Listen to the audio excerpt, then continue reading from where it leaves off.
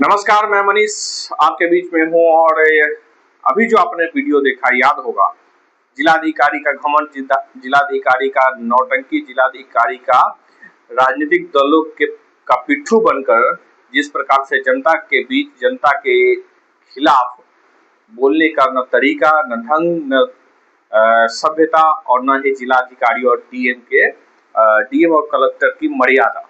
यह घटना याद होगा सुर्खियों में रहा। यह चांदी की घटना है, दौलतपुर चांदी पंचायत है और लालगंज रोड में है। वहां पर महादलित टोले में सड़क बनाने को लेकर के यह हंगामा हुआ था और जांच में गई थी, लेकिन लोगों के हंगामे के कारण वह स्थल निरीक्षण नहीं की और वहां से भाग निकली। जिलाधिकारी वैशाली का आजकल बड़ा आडंबर चल रहा है, सोशल मीडिया पे मार्केटिंग चल रही है, चेहरे चमकाने के विभिन्न तरीके चल रहे हैं, अपनी इमेज को सुधारने का तरीका चल रहा है। क्योंकि याद होगा कि मेरे घर पर इन्होंने जबरदस्ती दारू का छापामारी कराया, अपने घमंड और अपने भ्रष्टाचार को छुपाने के लिए पुलिस का गलत उपयोग किया। उसको लेकर आपको बहुत अच्छे से याद होगा, सभी को याद होगा। खैर, मैं बता देता हूँ, आज मैं वहाँ के पूर्व मुखिया जो रहे हैं, उनके जमीन से वहाँ पे लगभग 30 परिवार का आज के डेट में उस पर जमीन है, और खेत के बीचों बीच से जबरदस्ती जिलाधिकारी ने पुलिस बल का दुरुपयोग करते हुए, पुलिस की मर्यादा को हर जगह तार करने वाली जिलाधिकारी अपने घमंड, अपने ईगो के कारण पुलिस जैसे खाकी वर्दी में जहां सुरक्षा की बात होती है, उस सुरक्षा व्यवस्थाओं को ध्वस्त करते हुए जिलाधिकारी ने पुलिस को खिलौना बना दिया और अपनी चमक धमक और अपने पावर का इस्तेमाल, अपने शक्ति का दुरुपयोग करते हुए जिलाधिकारी ने खूब तांडव करते हुए जिस जगह पर महादलित का एक साइड में घर है, उसके पीछे जाकर के भी दूसरा महादलितों का घर है, तो दोनों के लिए साइड से, यानी कि जहां घर है उसके बगल से लोग जगह दे रहे थे, तो उसको न लेकर के 20-25 फीट छोड़कर बीच खेत से रास्ता बना दिया। पेड़ पौधे, पर्यावरण को नुकसान से लेकर के सब कुछ किया। जिलाधिकारी के इस उदंडता के लिए पर्यावरण विभाग ने कोई कार्रवाई नहीं की, पेड़ पौधों को काटा गया, इस पे कोई कार्रवाई नहीं की गई। साथ ही साथ महादलितों को 2 टुकड़ों में बांट दिया गया, एक को 20 फीट 25 फीट बीच से सड़क मिलेगा, और जिसका जमीन है उसको 20-25 फीट का लंबा लगभग कई बीघा जमीन महादलित के दूसरे क्षेत्र के लोगों के लिए शायद छोड़ दिया गया है। ये क्या अतिक्रमण करवा दिया जाएगा जिलाधिकारी के द्वारा। यहाँ पे बड़े बड़े जिलाधिकारी ने भी अपना खूब वाहवाही फेसबुक पे चमकाया। महादलित के तथाकथित सो कॉल्ड जो नेता है, छिछोरपन करते हैं, वो सभी लोग भी अपनी वाहवाही लूट रहे हैं कि 75 सालों बाद, 80 सालों बाद महादलित टोले में सड़क पहुंची। तो नहीं, जिनको पता है वो भ्रम में न रहे, धरातल का निरीक्षण करें। और समाज के लोगों ने ही वहाँ आज तक महादलितों को जो कहा जाता है, उनको आने जाने, भोजन पानी से लेकर सभी चीजों की व्यवस्था की, सारे जगहों पे मदद किया, पूर्वजों ने उनको जमीन देकर के बसाया, सब कुछ किया। और आज भी लोग, वहां के लोगों ने साइड से जमीन देने का रास्ता देने का प्रावधान किया, ताकि जो महादलितों का एक कोना से लेकर के लंबा घर है, जिसको आने जाने का रास्ता नहीं है, उसे भी जगह मिल सके। और सीधा पीछे तक अगर रास्ता जाता तो एक दाहिने साइड के लोगों को और पीछे के लोगों को एक लॉबी बनती और एक अच्छा रास्ता बन जाता और लोगों को आने जाने की अच्छी सुविधा होती। इस पर वहां के पूर्व मुखिया नंदू जी से मेरी बातचीत हुई। मैं उस सारे वीडियो को आपके बीच रख रहा हूं, आप पहले सुन लीजिए। चांदी के पूर्व मुखिया नंदकिशोर सिंह उर्फ नंदू सिंह 2001 से लेकर 2021 तक 4 बार मुखिया रहने के क्रम में 2 बार मैं स्वयं मुखिया रहा हूं, और महिला सीट होने के कारण एक बार मेरी बड़ी बहन और एक बार मेरी चाची मुखिया रही है। 2001 में से 6 तक मैं स्वयं मुखिया था। हमें आज तक पता नहीं चल सका कि कब महादलित सड़क का निर्माण का प्रारूप तैयार हुआ या अधिग्रहण की बात हुई। आज तक हम लोगों को कभी भी इस बात का पता नहीं चला, जब महादलितों का सड़क बनाने की बात आई, उसमें मेरी भी भूमि है, हमारे अन्य ग्रामीणों की भूमि है। हम सबों ने कहा कि महादलित बस्ती का टोला का सड़क बनना चाहिए, निश्चित बनना चाहिए, लेकिन इस ढंग से बनना चाहिए। ग्रामीण सड़क चांदी भगवती स्थान से लेकर हाई स्कूल के निकट लंबे लगभग 10-12 घर महादलितों का घर बना हुआ है, जिनको भी रास्ता नहीं है, जो कि हम लोगों के जमीन से सटे है। तो हम लोगों का कहना था कि वैसे रास्ता का निर्माण हो जो ये सड़क पर वाले महादलितों को भी रास्ता हो जाए, और वही रास्ता पछियारी टोला रविदास बस्ती में सीधे चला जाए। लेकिन इस पर कोई वरीय पदाधिकारी कुछ भी सुनने के लिए न तैयार हुए, न सुने, और हम लोगों को ये कहा गया कि 2003 में ही आपकी जमीन का भू अधिग्रहण हो चुका है। जिन लोगों को नाम से भू अधिग्रहण का लेटर की सहमति, पत्र की सहमति या स्वीकृति की बात कही जाती है, जितने भी लोगों का नाम है भू अर्जन में, वे सभी लोग भू अर्जन के तिथि से केवल कोई 25 वर्ष पूर्व, कोई 30 वर्ष पूर्व मर चुके हैं, उनकी मृत्यु हो चुकी है। हम लोगों को कभी इसकी सूचना न हुई। चांदी में सहयोग शिविर लगा था, जिस सहयोग शिविर में पछियारी टोला के रविदास लोग, डीएम मैम एवं स्थानीय विधायक अवधेश सिंह के साथ सड़क निर्माण के लिए बदतमीजी और बदसलूकी से पेश आए। हम लोगों ने उसकी घोर निंदा किया कि यह गलत है। सड़क निर्माण की बात है तो अब सड़क बनना चाहिए।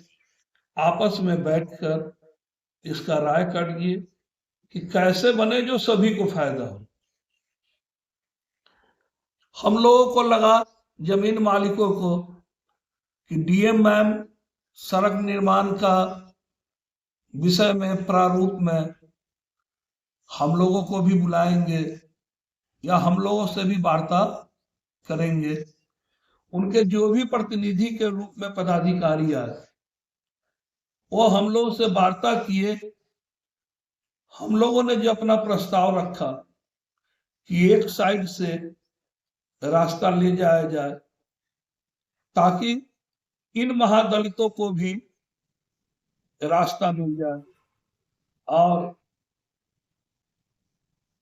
एक रास्ते से ही दोनों महादलित बस्ती को फायदा हो जाए। लेकिन जो अधीनस्थ पदाधिकारी गण आए, और डीएम मैडम को क्या जाकर सूचना दिए, क्या कहे, ये तो हमें पता नहीं है। लेकिन सुनने में आया स्थानीय विधायक महोदय द्वारा कि यहाँ डीएम मैडम को सूचना दी गई कि जमीन मालिक कहते हैं कि रोड के बगल में हम तालाब खोद देंगे, जबकि ऐसी बात न मेरे द्वारा कहा गया। मैंने ये जरूर कहा कि 20 फीट की दूरी पर 2 रोड बनेगा 5-5 फीट का, तो वह बीच के जमीन का क्या होगा? बीच के जमीन में भादों में जल जमा हो जाएगा तो उसमें मत्स्य पालन करना होगा। हम सभी ग्रामीणों का ग्रामीण सड़क पे या उतनी ही जमीन है, उस जमीन में लगभग 30 परिवारों का जमीन है। महादलित बस्ती को सड़क जाना चाहिए, निश्चित जाना चाहिए, लेकिन इसका यह अर्थ नहीं है कि हम जाति से सवर्ण हैं, राजपूत हैं, तो हमारी सारी जमीन लेकर महादलितों का ही रास्ता बना दिया जाए और हम लोगों को सैकड़ों बरस 50 बरस का लगा हुआ हरा भरा पुराना आम का वृक्ष, बांस बांसवारी को जबरदस्ती बगैर हम लोगों को कोई सहमति के, कोई मुआवजा दिए हुए इस कदर हम लोगों की जमीन का दखल दहानी की गई, जैसे हम लोग कोई माओवादी हो, आतंकवादी हो। 100 से ऊपर पुलिस बल, स्थानीय एसडीएम महोदय, एडीएम महोदय, डीएसपी महोदय, दमकल गाड़ी, एम्बुलेंस गाड़ी लेकर ऐसे हम लोगों का संपत्ति को उजाड़ पजाड़ कर रोड का प्रारूप दिया गया है, जैसे कि हम लोगों को भी महादलित बना दिया जाए। तो डीएम मैम से मेरा एक ही रिक्वेस्ट है कि हम लोगों की जमाबंदी को देखते हुए हम लोग की सारी जमीन में एक रोड जो बनवाए हैं महादलित बस्ती के लिए, जो बीच खेत से चौर के रूप में है, खेत में बना दिया गया, उससे सड़क पर वाले महादलित को कोई लाभ नहीं है। लेकिन सड़क पर वाले महादलित अब चलेंगे किस माहे? उनको भी रास्ता चाहिए, तो फिर मतलब हम लोग अपनी जमीन दे, तो हम लोग की सारी जमीन में महादलित सड़क निर्माण ही करा दिया जाए, लेकिन हम लोगों को महादलित को मिलने वाली सुविधा प्रदान करा दी जाए जमाबंदी को देखते हुए, क्योंकि जिन लोगों को महादलित कही जा रही है उस बस्ती को अगर डीएम मैम स्वयं निरीक्षण कर ले, स्थल निरीक्षण, तो सभी का 2 मंजिल 3 मंजिल घर है, सभी के घर में 4 चक्का से लेकर 4 लाख 3 लाख वाले बाइक हैं, सभी घर में LIC DO से लेकर RPF इंस्पेक्टर, 10-20 फौजी, CRP जवान, 8-10 शिक्षक, महिला से लेकर पुरुष तक पूरे बस्ती में सरकारी नौकरी है। सभी लोगों का लालगंज हाजीपुर मुख्य मार्ग पर जमीन है, मार्केट है, हाजीपुर से लेकर दिल्ली तक घर है। हम लोगों के जीविकोपार्जन का आज 30-40 परिवार का वही वृक्ष, वही बांस बसवारी जीविकोपार्जन का साधन था, उसको उजाड़ दिया गया। कहने को सवर्ण है,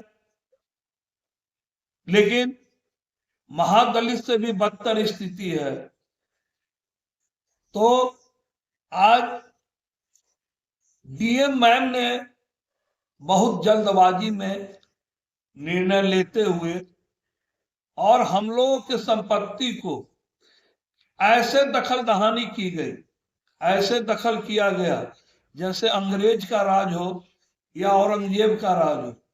हम सभी ग्रामीण जिस पर आज तक किसी पर कभी भी कोई आपराधिक क्या किसी भी ढंग का न मुकदमा है, न हम लोग मतलब किसी गलत मामले में इन्वॉल्व है, फिर भी समझ में नहीं आया कि सड़क निर्माण के दिन रातों रात दिनों दिन सैकड़ों पुलिस बल, दमकल, फायर ब्रिगेड, एम्बुलेंस, 4-5 हाइबा, जेसीबी लगाकर इस ढंग का काम किया गया।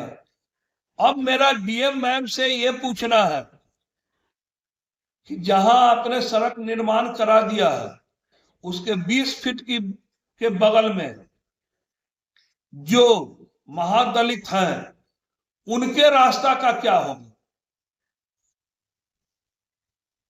हमारा आज भी डीएम मैम से आग्रह है कि इसको पुनः विचार करते हुए स्वयं स्थल निरीक्षण कर जो रास्ता बनाया गया है उससे उसको मात्र 20 फीट उत्तर कर इस रोड को निर्माण कराई जाए, ताकि सड़क पर वाले महादलित को भी रास्ता मिल जाए और हम भू मालिकों को भी एक रास्ता दिया जाए, देना पड़े, जिससे हम सबों को, बाल बच्चों के लिए भी, आने वाले जनरेशन के लिए भी 10 दूर 1 कट्ठा जमीन रहे हम सबों के पास।